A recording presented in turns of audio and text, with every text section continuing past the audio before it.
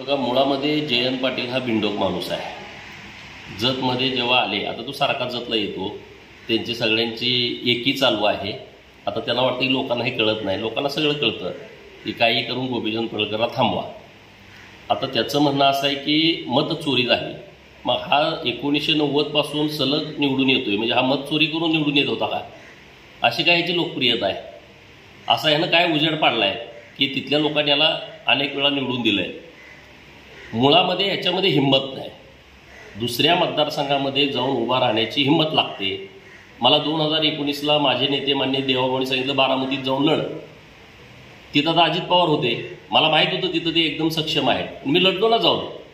आता जयंत पाटलांनी हा विषय काढलाय की मी माझ्या गावात चालत नाही आणि इथं जत मतदारसंघात 40,000च्या फरकाने निवडून आलो तर मत चोरी झाली, आणि म्हणून मी आवाहन केलं की जयंत पाटलांनी राजीनामा दिला पाहिजे. चला मी पण देतो जतमधून. जयंत पाटलांनी ईश्वरपूर, त्याचं इस्लामपूर, तिथून राजीनामा द्यायचा, मी जतमधून देतो. आणि जतमध्ये जयंत पाटलांनी येऊन निवडणूक लढवायची, मी तिथं निवडणूक जतमध्ये लढवतो, इकडं पण लढवतो, दोन्हीकडं होऊ द्या ना. त्याला हिंमत लागते, दम लागतो. आणि अशी स्टेटमेंट करणं, लोकांना माहीत आहे माझ्यावरती कशा पद्धतीनं आरोप झाले. खरं तर हा जयंत पाटील, मी एका शिक्षकाचा मुलगा आहे आणि शिक्षकाच्या घरामध्ये कसे संस्कार असतात तुम्हाला सगळ्यांना माहीत आहे. हा चोराच्या पोटी जन्माला आला आहे, हा महाचोर आहे. हा किरकोळ दरोडा टाकत नाही, त्यानं लॉटरीमध्ये दरोडा टाकला. मी न्यूज चॅनलवरती बघितलं होतं, 25,000 कोटीचा तो दरोडा आहे. त्यानं कारखाना ढापला जतचा, जो कारखाना 250 एकरामध्ये आहे, जिथं आता गुंठ्याचा दर 7 ते 10 लाख रुपये आहे. त्यानं फक्त 40 कोटीत हा दरोडा टाकला. त्यानं दरोडा टाकला पैलवान संभाजी पवार अप्पांचा कारखाना, सर्वोदय कारखाना ढापला. रात्री पहाटे 2 वाजता सह्या घेतल्या पैलवान पृथ्वीराज पवारांच्या.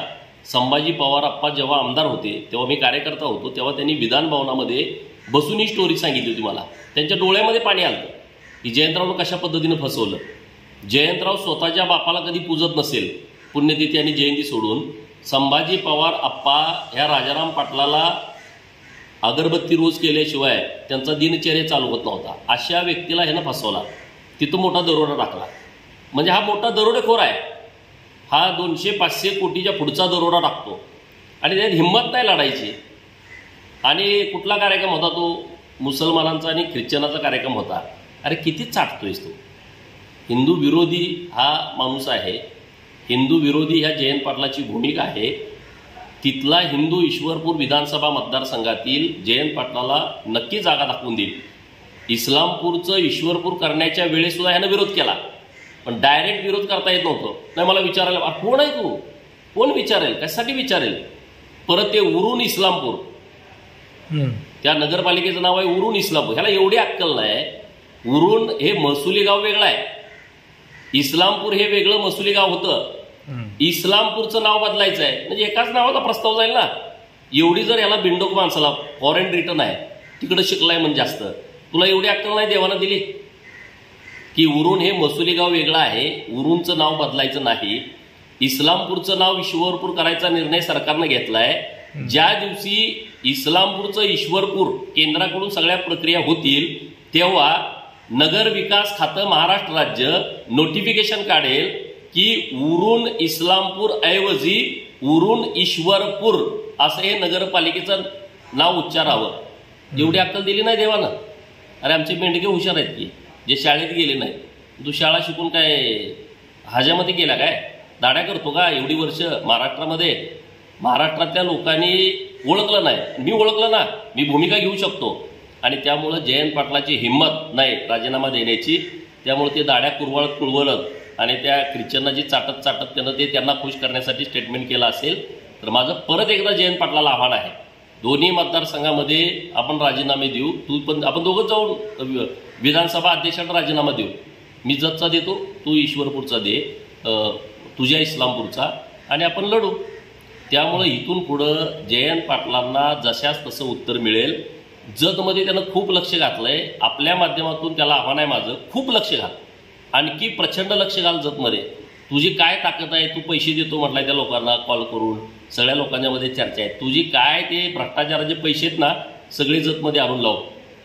जतमधली जनता स्वाभिमानी आहे, जतमधली जनता हिम्मतवान आहे आणि त्यांना माहीत आहे विकास हे देवाभाऊंच्या नेतृत्वातच होऊ शकतो. माननीय देवाभाऊंच्या पाठीशी जत तालुक्यातली जनता आहे. आटपाडी आणि भवानीपूर तालुक्यातली जनता माननीय देवाभाऊंच्या पाठीमागं आहे. काय तुला एकी करायचे कर, काय तुला पेरायचे पेर, त्याला आम्ही सक्षम आहोत, लढायला सक्षम आहोत. पण हा दरोडेखोर आहे. जिल्ह्यामध्ये फक्त वादाशिवाय ह्याचं राजकारण नाही.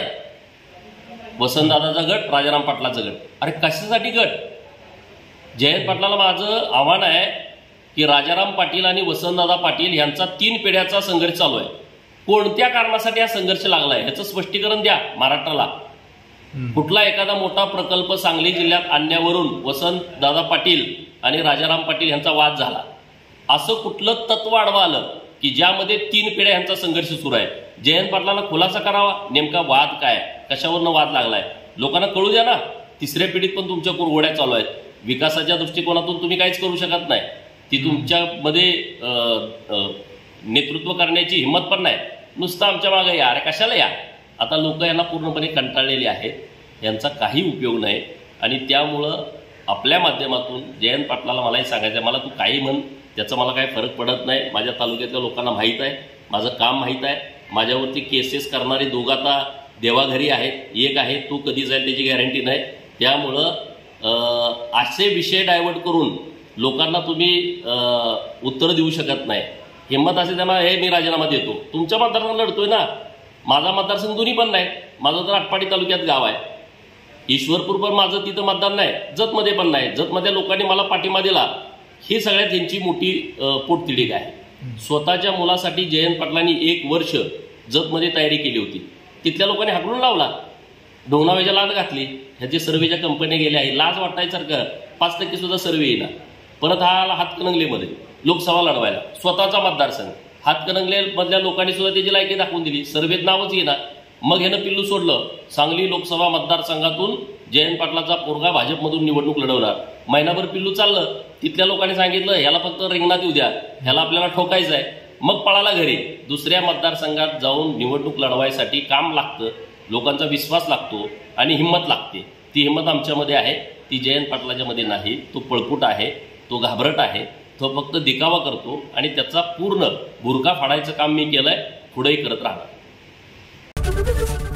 एबीपी माझा, उघडा डोळे बघा नीट.